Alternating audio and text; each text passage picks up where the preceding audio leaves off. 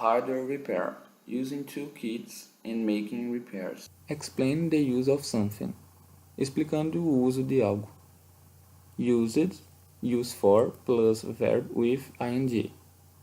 Used, o use for mais o verbo com o ing. This tool is used for tightening the screws.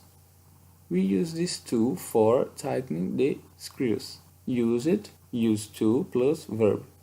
Used, o use to mais o verbo. We use tweezers to hold small objects. Tweezers are used to hold small objects. Now read these questions. What is a multimeter used for? Para que é usado multímetro?